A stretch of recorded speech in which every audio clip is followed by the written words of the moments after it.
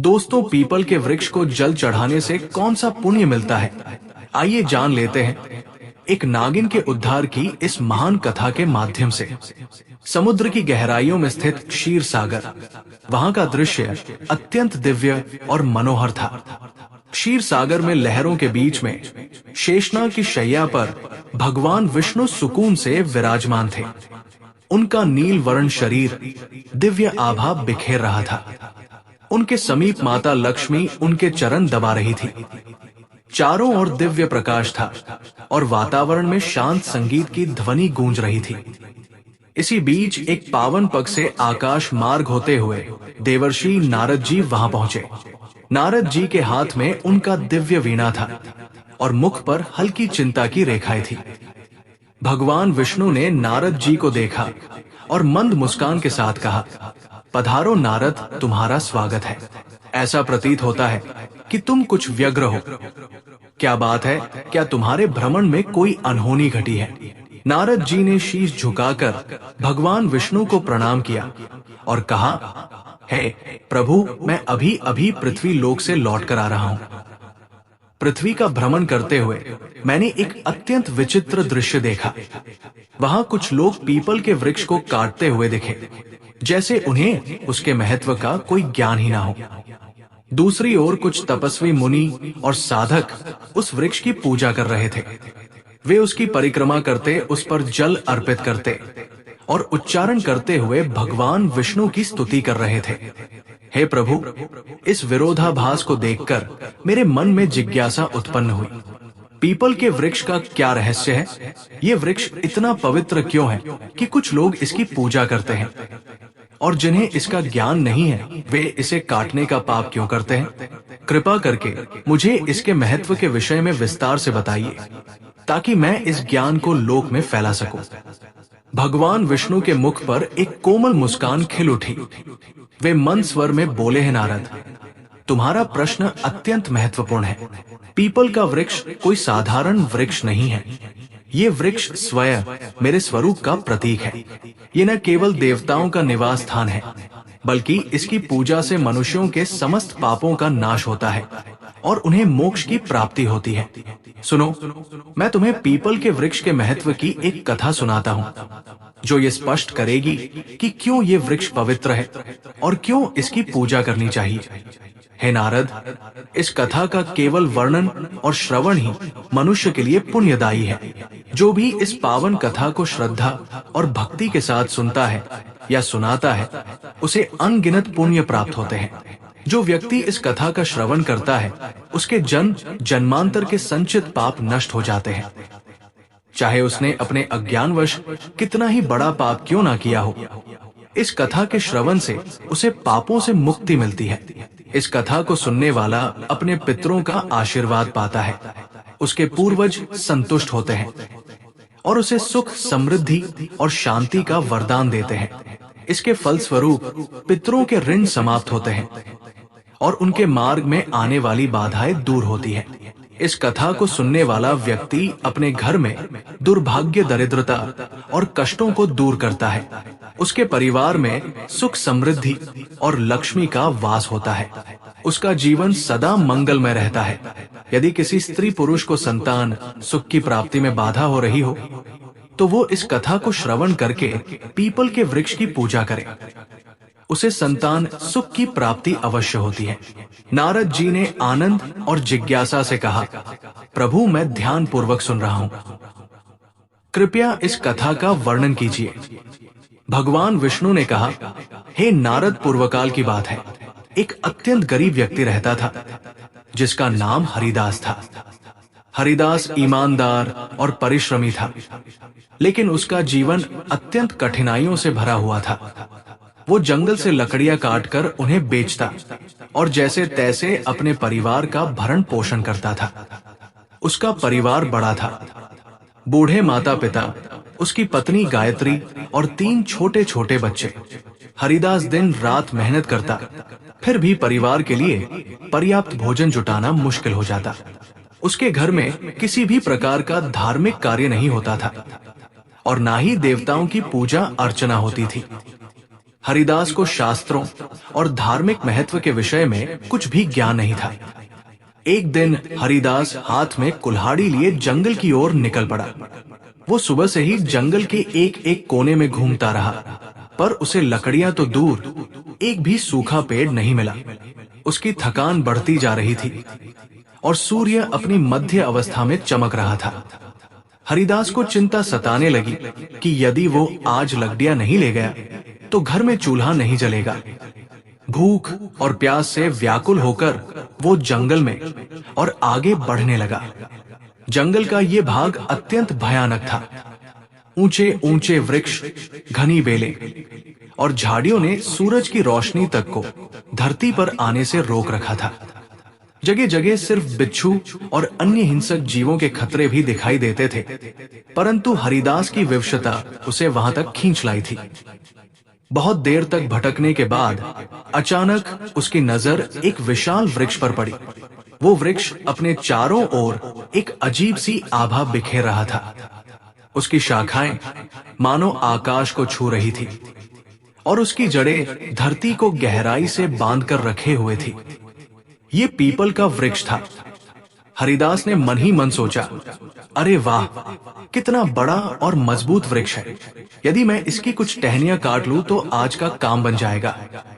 फिर उसने कुल्हाड़ी को मजबूती से थामा और वृक्ष के पास पहुंच गया। वृक्ष के नीचे खड़ा होकर उसने एक क्षण के लिए इधर उधर देखा और कुल्हाड़ी को ऊपर उठा लिया। जैसे ही वो कुल्हाड़ी से वृक्ष पर आघात करने वाला था, तभी एक भयंकर आवाज गूंज उठी जो किसी स्त्री की प्रतीत हो रही थी। हे मनुष्य, तुम ये क्या अनर्थ करने जा रहे हो? हरिदास ने चौंक कर इधर उधर देखा, पर वहां कोई दिखाई नहीं दिया। अगले ही क्षण वृक्ष के तने के पास से एक भयानक काले रंग का सर प्रकट हुआ। उसकी आंखें चमक रही थी, मानो उनमें अग्नि की ज्वाला जल रही हो। हरिदास भयभीत होकर पीछे हट गया। पेड़ धीरे धीरे उसके सामने आकार लेने लगा। वो कोई और नहीं बल्कि एक सुंदर स्त्री का स्वरूप धारण कर चुका था। ये कोई साधारण स्त्री नहीं थी, बल्कि एक नाग कन्या थी। उसका चेहरा तेजस्वी था और उसकी आंखों में अपार रहस्य झलक रहा था। फिर नाग कन्या ने गंभीर स्वर में कहा, हे मनुष्य, तुम ये पवित्र पीपल का वृक्ष काटने जा रहे थे। क्या तुम्हें इसका ज्ञान नहीं कि पीपल के वृक्ष में देवताओं का वास होता है? इसे काटने से तुम्हें महान पाप लगेगा। हरिदास की सांसें तेज हो गई। वो भयभीत होकर कांपते स्वर में बोला, हे देवी, आप कौन हैं? और मुझसे मनुष्य की वाणी में बात कैसे कर रही है? मैंने तो ऐसा कुछ कभी सुना भी नहीं था। कृपया मुझे बताइए कि आप कौन हैं और ये वृक्ष क्यों इतना विशेष है? नाग कन्या मुस्कुराई और बोली, हे मनुष्य, मैं इस पीपल के वृक्ष की रक्षक हूँ। मेरा नाम नागिन सुरसा है। ये वृक्ष मेरे लिए बहुत प्रिय है, क्योंकि इसी वृक्ष में मेरा बात है और ये पवित्र है। परंतु इस वृक्ष के साथ मेरा जुड़ाव केवल इस जन्म तक नहीं है, बल्कि ये एक पुरानी कथा का परिणाम है। सुनो, मैं तुम्हें अपने पूर्व जन्म की कथा सुनाती हूँ।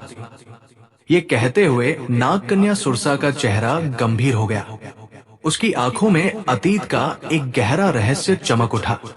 हरिदास विस्मय और जिज्ञासा से उसकी ओर देखने लगा, क्योंकि ये सब उसके लिए अत्यंत अद्भुत और विचित्र था। नाग कन्या ने अपना वृत्तांत आरंभ किया। नाग कन्या ने गहरी सांस ली और हरिदास की ओर देखते हुए कहा, हे मनुष्य, पिछले जन्म में मेरा नाम सुमति था। मैं एक प्रतिष्ठित वैश्य परिवार में जन्मी थी। मेरे पिता एक धनवान व्यापारी थे और मेरी विवाह का आयोजन उन्होंने बड़ी धूमधाम से किया। मेरा विवाह एक पुण्यात्मा और ज्ञानी वैश्य पुत्र से हुआ, जिसका नाम धर्मपाल था। मेरे पति अत्यंत धार्मिक प्रवृत्ति के थे और अनाज का व्यापार करते थे। उनका जीवन सादा लेकिन धर्म और सत्कर्मों में लीन था, किंतु मैं उनके गुणों से सर्वथा विपरीत थी। मेरा स्वभाव अत्यंत स्वार्थी और अहंकारी था। मैं ना तो अपने पति का आदर करती थी और ना ही किसी प्रकार के धर्म कर्म में रुचि रखती थी।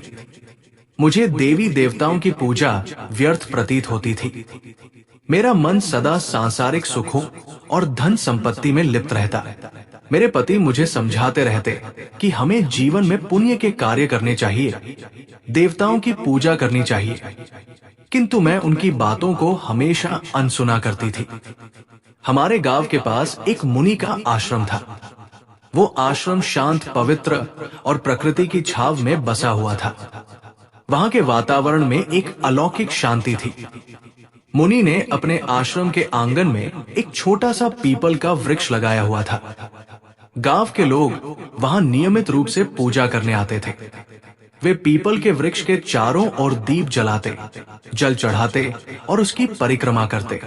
उनका विश्वास था कि इस वृक्ष में भगवान विष्णु का वास है। इसकी पूजा करने से उनके पितर प्रसन्न होते हैं। लोगों की श्रद्धा और भक्ति से वो वृक्ष बहुत ही कम समय में विशाल हो गया। एक दिन की बात है, मैं उस आश्रम के पास से गुजर रही थी। वहां मैंने देखा कि एक ब्राह्मण अत्यंत श्रद्धा से उस पीपल वृक्ष की पूजा कर रहा था। वो वृक्ष के तले जल चढ़ा रहा था और मंत्रोच्चार कर रहा था। ये दृश्य देखकर मैं ठहाका मारकर हंसने लगी और कटु स्वर में कहा, अरे ब्राह्मण, तुम मूर्खों की तरह इस वृक्ष की पूजा क्यों कर रहे हो? ये तो केवल एक पेड़ है, न फल देता है न फूल। क्या ये पेड़ किसी काम का भी है? ये व्यर्थ का ढोंग है। तुम्हारी पूजा का कोई लाभ नहीं है। मेरे शब्द सुनकर वो ब्राह्मण अत्यंत शांत भाव से मेरी ओर देखता रहा। फिर वो गंभीर स्वर में बोला, हे देवी, तुम्हारा अज्ञान ही तुम्हारे इस व्यवहार का कारण है। तुम्हें ज्ञात नहीं कि ये पीपल का वृक्ष मात्र एक साधारण वृक्ष नहीं है। इस वृक्ष में स्वयं भगवान विष्णु का वास होता है। ये वृक्ष जीवित है और अत्यंत पवित्र है। इसकी पूजा करने से भगवान विष्णु प्रसन्न होते हैं। इसके तले जल चढ़ाने से पितरों का आशीर्वाद प्राप्त होता है। अनेक जन्मों के पाप इस वृक्ष की पूजा से समाप्त हो जाते हैं। ये वृक्ष मानव जीवन के लिए वरदान स्वरूप है। उस ब्राह्मण की बातों ने मेरे अहंकार को और भड़का दिया। मैंने कटु शब्दों में उसका और उस वृक्ष का उपहास किया। मैं क्रोध में आकर उस वृक्ष के पास पहुंची और व्यंग्यपूर्ण स्वर में कहा, देखते हैं तुम्हारा ये वृक्ष कितना महान है। ये कहकर मैंने आवेश में आकर पीपल के वृक्ष को लात मार दी। जैसे ही मेरी लात उस वृक्ष को लगी, उसी क्षण एक विचित्र घटना घटी। मेरे पैर से लेकर शरीर के अन्य अंगों में जलन होने लगी। वो जलन असहनीय थी। मैंने देखा कि मेरे शरीर में परिवर्तन हो रहा था। धीरे धीरे मेरा रूप बदलने लगा। मेरी त्वचा काली पड़ने लगी और देखते ही देखते मैं एक भयानक सर्पिणी में परिवर्तित हो गई। नागिन का रूप धारण करके मैं वहीं पर चीखने चिल्लाने लगी। मेरी चीख पुकार सुनकर आश्रम के मुनि वहां आ गए। मैं उनके चरणों में गिर पड़ी और रोते हुए अपनी व्यथा सुनाने लगी। मैंने उनसे विनती की कि मुझे इस श्राप से मुक्ति दिला दे। मुनि गंभीर स्वर में बोले, तुमने घोर पाप किया है। पीपल के वृक्ष को पवित्र करना और उसका अपमान करना भगवान विष्णु का अपमान है। तुम्हें तुम्हारे कर्मों का दंड मिला है। फिर मैंने कांपते हुए हाथ जोड़कर मुनि से प्रार्थना की, हे ऋषिवर, कृपया मुझे क्षमा करें और इस श्राप से मुक्ति का कोई उपाय बताएं। मैं अपने पापों के लिए पश्चाताप करना चाहती हूँ। उस मुनि ने गंभीर स्वर में कहा, हे पापीनी, तुम्हें इस श्राप से मुक्त होने के लिए 100 वर्षों तक इस पीपल वृक्ष पर निवास करना होगा और इसकी रक्षा करनी होगी। जब 100 वर्ष पूर्ण हो जाएंगे तब तुम्हारे यहाँ आएंगे और इस वृक्ष पर जल अर्पित करेंगे। उसी दिन तुम्हें श्राप से मुक्ति मिलेगी। इतना कहकर मुनि वहां से चले गए। तब से मैं इसी वृक्ष पर वास कर रही हूँ। ये वृक्ष दिनों दिन बढ़ता गया और मैं दिन रात इसकी रक्षा करती हूँ ताकि कोई इसे हानि न पहुंचा सके। आज मेरे 100 वर्ष पूरे हो चुके हैं। मैं प्रतीक्षा कर रही हूँ कि मेरे पति धर्मपाल यहाँ आए और इस वृक्ष पर जल अर्पित करें। तभी मुझे सर्प योनि से मुक्ति मिलेगी। ये कहते हुए नाग कन्या की आंखों में आंसू आ गए। उसकी आवाज में पीड़ा और पश्चाताप स्पष्ट झलक रहा था।